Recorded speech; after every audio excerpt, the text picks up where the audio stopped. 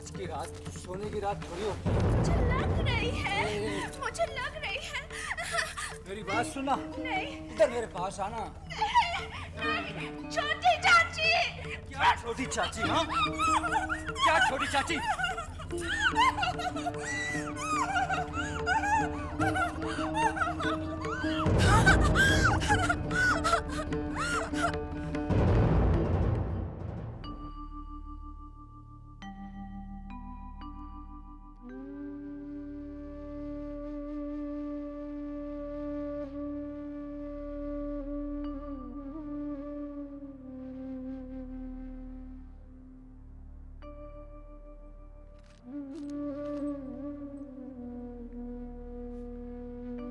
अरे बेटी, तू अभी तक खड़ी है?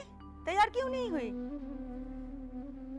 अरे नहीं नहीं नहीं नहीं, इन बासी कपड़ों में मुझे मत छू। देख बेटी, हमारे घर का नियम है सुबह सबसे पहले नहा धोकर पवित्र होना, फिर पूजा करना, उसके बाद कोई और काम करना। क्या हुआ? तू कुछ बोलती क्यों नहीं? नहीं, कुछ नहीं। अच्छा ठीक है, चल जल्दी से तैयार हो जा। हाँ,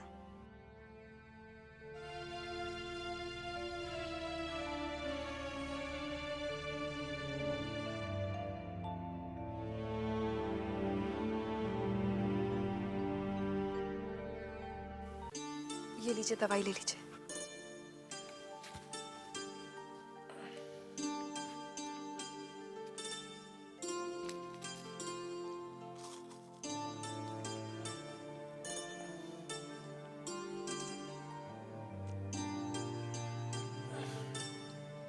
आज आप अपने नन्हे के भोज में नहीं जाएंगे? नहीं, हमारा मन नहीं है।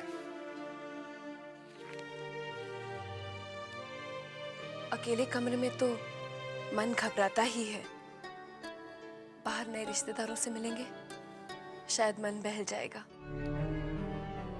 छोटी बहू, हम उन लोगों से नहीं मिलते जो हमारी बराबरी के नहीं है। आपकी बराबरी की तो मैं भी नहीं थी, फिर आपने मुझे कैसे अपना लिया? क्योंकि वो फैसला आपके पिताजी का था और आपने उनके फैसले का आदर किया। ये फैसला बड़ी माँ का है, आपको उनके फैसले का आदर करना चाहिए। ठीक है, बंसी को बुलाओ, मुझे तैयार होना है। बंसी के हाथों आप रोज ही तैयार होते हैं, आज मुझे वो काम कर लेने दीजिए। ये देखिए, सब यहीं पे रखे हुए हैं। कौन सा रंग पहनेंगे आप? ये वाला? नहीं, ये कुछ ज्यादा ही हो जाएगा। आज खुशी का दिन है। हाँ, ये चंदन के रंग का पहनिए, शुभ है। ये देखिए। बड़ी दीदी, ये तो आपने बताया ही नहीं कि हमारी नन्ही बहू अपने साथ क्या क्या गहने लाई है। क्यों रे, बताना जरूरी है क्या? क्यों नहीं जरूरी है? जरा पता तो चले कि आप अपने नन्हे के लिए कितने बड़े घर की बहू लाई है। तुझे इन चीजों से क्या लेना देना? अरे वाह, क्यों नहीं लेना देना? जब मैं ब्याह कर इस घर में आई तो ये सवाल तो आप ही ने तो पहले उठाया था। पता है छोटी, जब मैं पहली बार इस घर में आई तो क्या पूछा मुझे बड़ी दीदी ने? अरे मजली, तू अपने साथ क्या क्या गहने लाई है? जब मेरे गहने ऐसे फैलाए रखे गए तो सब के सब देखते रह गए। हाँ हाँ, मालूम है तू बड़े जमींदार घर की बेटी है, पर ये छोटी अपने साथ क्या लाई थी? हाथ हिलाती आ गई थी। अरे इसके शरीर पर जेवर तो इस हवेली में आकर पड़े थे। बड़ी दीदी, लेकिन छोटी को... चुप! ये बिल्कुल गरीब घर से है। मेरी बहू तो कम से कम अमीर घर की है। सासू माँ, लाज आनी चाहिए आपको। अपने घर की इज्जत को इस तरह बदनाम किया जाता है।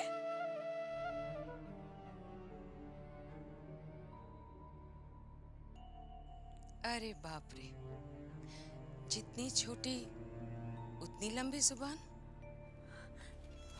चाची, छोटी चाची, छोटी चाची, छोटी चाची, दरवाजा खोलिए छोटी चाची, छोटी चाची, आपको मेरी कसम, छोटी चाची।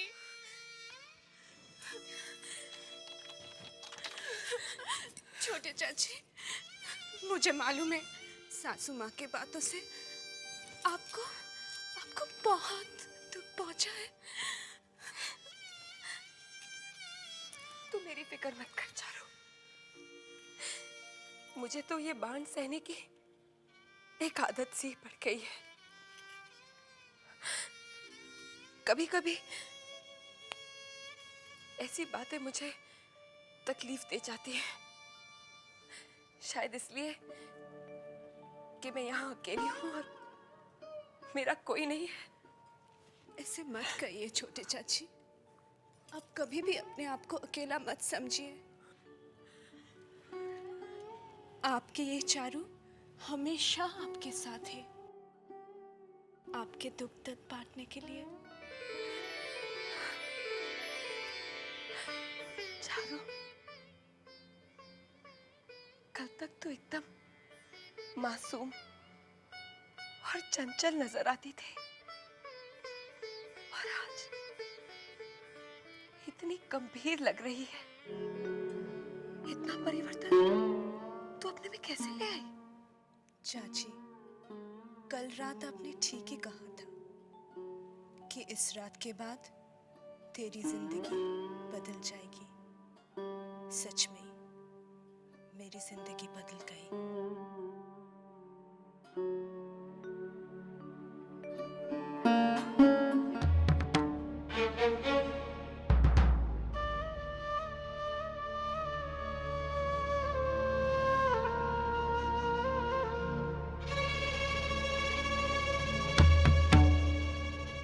बड़ी माँ के सामने ऊंची आवाज तो बहुत दूर की बात है, आज तक हमने नजरें उठाकर बात नहीं की। और इस नई बहू की इतनी हिम्मत कि उसने सबके सामने ऊंची आवाज में जवाब दिया। ये ठीक नहीं हो रहा है, कुछ भी ठीक नहीं हो रहा है।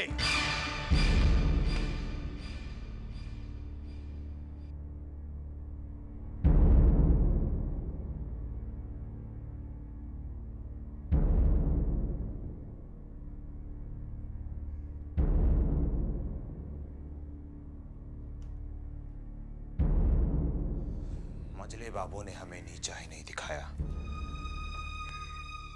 बल्कि हमारे पिताजी की मौत का कारण भी वही है। नहीं छोड़ूंगा, उसे नहीं छोड़ूंगा। उस हवेली का नामो निशान तक मिटा दूंगा मैं। बदला तो हम लेकर आएंगे। आप कहीं तो आज रात ही नहीं, नहीं, गुस्सा तो हमें भी बहुत आता है, लेकिन ज्यादा गुस्सा इंसान का दिमाग खा जाता है। उन्हें ताकत से नहीं, ताकत से नहीं, दिमाग से मारना है, दिमाग से। हम समझे नहीं।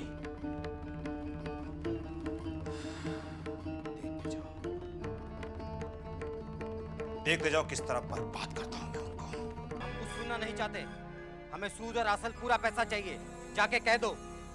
देखिए सेठ जी, चुन्नी बहुत परेशान है, इसीलिए थोड़ा इंतजार करने के लिए कहा है। आपका सारा कर्जा चुका देगी। फिलहाल आप ये सोने का हार रख लीजिए।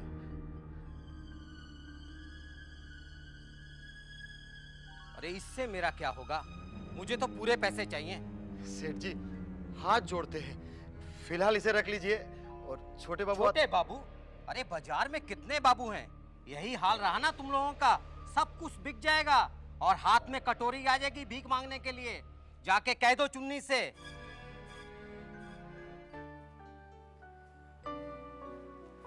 कैसे हो रतन? जी अच्छा हूँ, आप कैसे हैं? ठीक हूँ।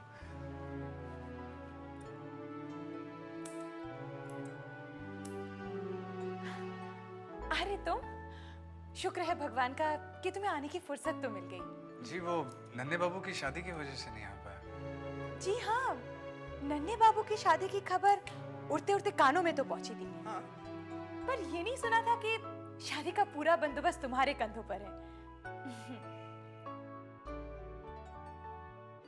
तंज मारने का तो बस इसे मौका मिलना चाहिए। क्या सोचने लगे?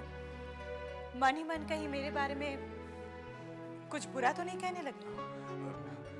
ऐसा क्यों कह रही हो? भला मैं तुम्हारे बारे में बुरा क्यों कहूंगा? अच्छा भी तो नहीं कहते। पता नहीं क्या समझता है, दिल की बात जुबान पर लाना ही नहीं चाहता। कुछ कहा तुमने? हाँ? नहीं, कुछ नहीं। वैसे तो बहुत बोलती है, लेकिन दिल की बात बोलने में हिचकिचाती है।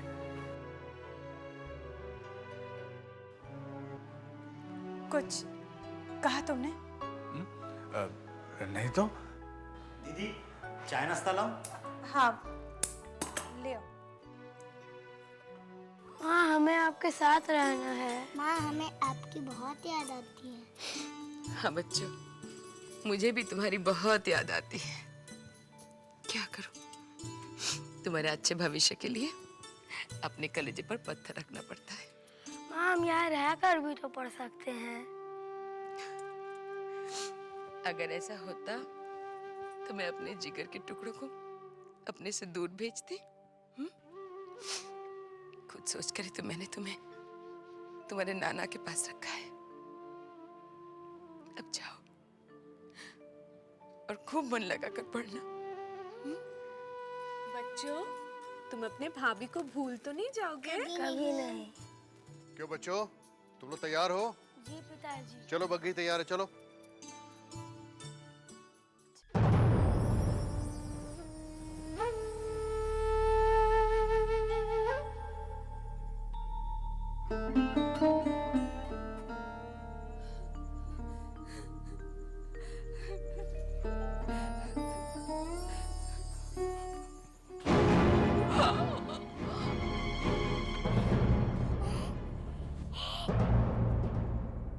हाँ, मैं नहीं चाहता किसी का जिंदगी दफन हो। अगर जिंदगी से प्यार है तो भाग जा यहाँ से। भाग, भाग जा, भाग जा, भाग जा, भाग जा,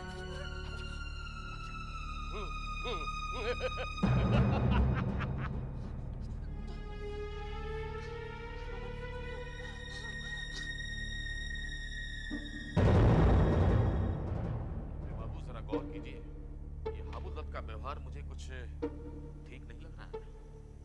हम भी समझते हैं भैरव बाबू, लेकिन क्या करें, उनकी बेटी चारुलता वो हमारे घर की बहू है। उसकी मर्यादा हमारी मर्यादा है, ख्याल रखना पड़ता है। सरकार, सरकार, सरकार, बड़ी माँ ने आपके बारे में पूछवा भेजा है।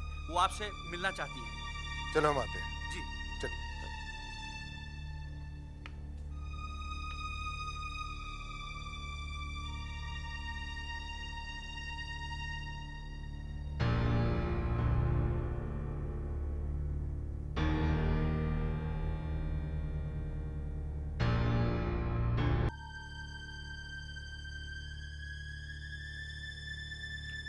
प्रणाम बड़ी माँ। जीते रहो, बैठो। बड़ी माँ, हमारे कानों ने जो सुना है उसे आपके कानों ने कैसे बर्दाश्त कर लिया? तुम कहना क्या चाहते हो? बड़ी माँ, आप किसी की गुस्ताखी पे पर्दा डालने की कोशिश कर रही हैं। शायद तुम्हारे कान मजली ने भरे हैं। कान नहीं भरे बड़ी माँ, बल्कि सच्चाई हम तक पहुंचाई गई। मतलब? हमारे खानदान में आज तक ऐसा नहीं हुआ कि छोटे बड़ों से बदतमीजी करें। भले ही बड़े गलत हों, लेकिन छोटों को अदब के दायरे में रहना है। हमने आज तक आपसे ऊंची आवाज में बात करना तो दूर, कभी आपसे नजरें उठाकर बात नहीं की। और ये कल की आई हुई नई लड़की, इसने सिर्फ आपसे ऊंची आवाज में बात नहीं की, सबके सामने आपको बेइज्जत किया। लेकिन मंजले, वो अभी बच्ची है, उसे समझ नहीं है। हमारे घर के बच्चे भी समझदार हैं, वो बड़ों का मान करना जानते हैं। लेकिन मंजले, वो दूसरे घर से आई है, धीरे धीरे सीख जाएगी। नहीं बड़ी माँ, सीख नहीं जाएगी, उसे सिखाना पड़ेगा। इस हवेली के तौर तरीके, कायदे कानून, हम चाहते हैं कि वो हवेली में रहकर शिक्षा ले। लेकिन हवेली की बहू को बाहर का कोई आदमी आकर शिक्षा दे, क्या ये अच्छा लगेगा? बाहर का क्यों बड़ी माँ, वो हमारे यहाँ है ना मास्टर ब्रज राखाल, वो तो हमारे घर ही के आदमी है, वही चारुलता को पढ़ाएंगे। हम आज ही विदु सरकार को बोल देते हैं कि हम मास्टर जी से मिलना चाहते हैं। छोटी बहू रानी, आपने कुछ सुना? पूरी हवेली की खबर तो तू ही आके मुझे सुनाती है। बता, अब ऐसा क्या सुनकर आ रही है? छोटी बहू रानी, कल नई दुल्हन ने बड़ी माँ से जो बदतमीजी की थी ना, सो मंजले बाबू बहुत गुस्सा हुए। वो कहते हैं कि नई दुल्हन को इस हवेली के तौर तरीके आने बहुत जरूरी है, इसीलिए वो कल से मास्टर जी से शिक्षा लेंगी। क्या चारुलता पढ़ेगी? मास्टर जी उसे शिक्षा देंगे? जी हाँ छोटी बहू। जानती है चिंता, बचपन में मेरी भी बहुत इच्छा थी कि मैं भी पढ़ूं लिखूं, लेकिन मेरी इच्छा कभी पूरी नहीं हुई। लेकिन छोटी बहू रानी, आपकी ये इच्छा क्यों नहीं पूरी हुई? जो लोग गरीब होते हैं वो पढ़ने की नहीं, अपना पेट भरने की सोचते हैं। हमारे पिताजी के कंधे तो हमारे लिए 2 वक्त की रोटी जुटाने में ही झुक गए, तो वो भला मेरे पढ़ने का बोझ कैसे उठा पाते? लेकिन मेरे पढ़ने की इच्छा अब तक जिंदा है। जानती है चिंता, जब भी मैं किसी को पढ़ते हुए देखती हूँ या उसके बारे में सुनती हूँ तो मुझे बहुत खुशी होती है। जब भूतनाथ ने आके बताया कि जबा कॉलेज जाती है, तब मैं बहुत खुश हुई थी। लेकिन छोटी बहू रानी, आप चाहे तो आपकी इच्छा तो आज भी पूरी हो सकती है। वो कैसे? क्यों? जैसे नई दुल्हन को मास्टर जी आके शिक्षा दे रहे हैं, वैसे तो आपको भी दे सकते हैं। तू ठीक कहती है चिंता। अगर चारुलता पढ़ सकती है और किसी को कोई एतराज नहीं, तो फिर मैं भी शिक्षा ले सकती हूँ। देख, जैसे ही मास्टर जी आए तो मुझे खबर कर देना।